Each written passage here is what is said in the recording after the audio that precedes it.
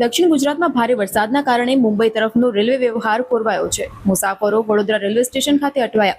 રેલવેએ help desk શરૂ કરી માત્ર સંતોષ માણ્યો. હવામાન વિભાગની આગાહી છે દક્ષિણ ગુજરાતમાં ભારે વરસાદ વરસી શકે છે. ત્યારે હાલમાં દક્ષિણ ગુજરાત ભારે વરસાદ પડી રહ્યો છે, જેને લઈને અમદાવાદથી મુંબઈ તેમજ દિલ્હીથી મુંબઈ જતી ટ્રેનને સીધી અસર પડી રહી છે. વલસાડ, વાપી, સુરત, નવસારી સુધી ટ્રેનોને શોર્ટ ટર્મિનેટ કરવામાં આવી છે. રેલવે વિભાગ દ્વારા વડોદરા રેલવે સ્ટેશન ખાતે હેલ્પ ડેસ્ક શરૂ કરવામાં આવ્યો, પરંતુ માત્ર હેલ્પ ડેસ્ક શોભાના ગાંઠિયા સમાન છે. મુસાફરોને કોઈ પણ જવાબ નથી મળી રહ્યો.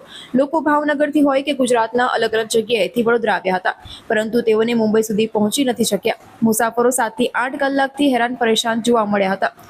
વડોદરા રેલવે સ્ટેશન ખાતે મુસાફરોનો ભારે ઘસારો જોવા મળ્યો હતો. રેલવે કોઈ પણ વ્યવસ્થા નથી કરી, જેને કારણે મુસાફરોને ભારે હાલાકીનો સામનો કરવો પડી રહ્યો છે. મારે બોમ્બે પહોંચવું છે. જેવું મિટિંગ તે કાલથી સ્ટાર્ટ થાય છે. હું નીકળ્યો છું, નડિયાદથી આવ્યો, પણ નડિયાદથી બધી 3 ટ્રેન કેન્સલ થઈ ગઈ.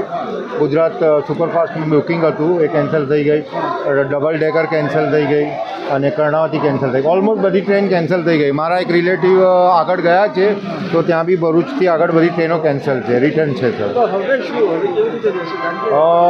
બાય રોડ જવું પડે. બાય રોડનો વિચાર કરી રહ્યો છું. જો આગળ ટ્રેન સ્ટાર્ટ થાય, મેં રીશેડ્યુલ કરાવી છે ટિકિટ રાતે 8:15 9ની. જો એ મળે તો વેલ એન્ડ ગુડ, ના મળે તો મિટિંગમાં તો જવું જ પડશે. તો રીશેડ્યુલ કાં તો બસથી જવું પડશે. રેલવે તંત્રએ કોઈ વ્યવસ્થા કરવી જોઈએ, કારણ કે તમારે ડેસ્ટિનેશન. હા, તમે મારું એમ કહેવું છે કે જે લોકોની ટિકિટ કેન્સલ થઈ તો એમને ગાઈડ કરવું જોઈએ. અને એમને ઘણા બધા ભૂખ્યા હશે, ચા પાણી નહીં હોય તો એમને એ વ્યવસ્થા કરવી જોઈએ.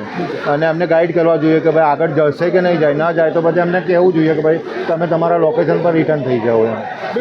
જવું આગળ કેવી રીતે જઈશું? અમારી ટ્રેન કેન્સલ, ટિકિટો બીજી મળશે નહીં મળે, બીજી ટ્રેન ક્યારે ચાલુ થશે, ક્યાં રોકાવું, ક્યાં જમવું?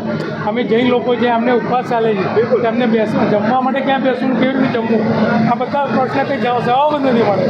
કંઈક તો ઇન્ક્વાયરીમાં જવાબ મળે, 4 કલાક પછી ટ્રેન છૂટશે, 6 કલાકે છૂટશે, તો અમને ખબર પડે. કંઈ ખબર જ નથી, આગળના માટે કંઈ જવાબ જ નથી મળતો. કોઈ જવાબ નથી આપણે.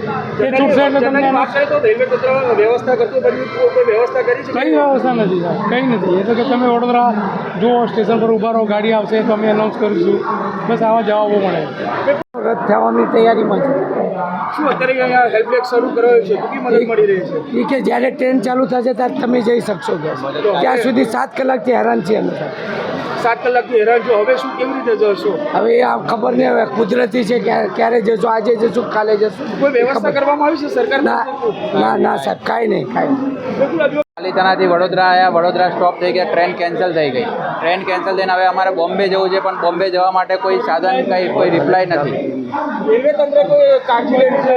રેલવે તંત્ર કંઈ કાળજી કે કોઈ પેસેન્જર શું કરે એની કોઈ માહિતી પણ નથી આપી રહ્યા. કોઈ વ્યવસ્થા કરી છે લોકોએ? કોઈ વ્યવસ્થા નથી. ખાલી મોટી પેસેન્જરે એના જાતે બધું લેવાનું ને જાતે બધું કરવાનું. તકલીફ પડી રહી છે? તકલીફ તો ઘણી પડી રહી છે, પણ કોને કહેવાનું? બિલકુલ.